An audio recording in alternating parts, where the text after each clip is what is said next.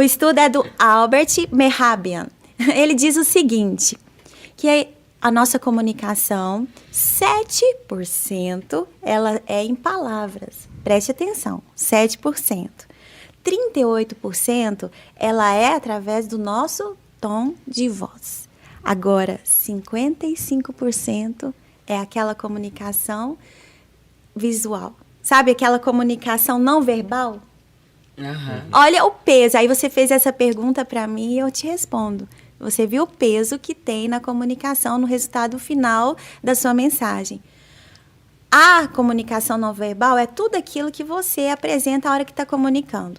Os seus gestos, a sua postura, sua vestimenta. Até isso comunica.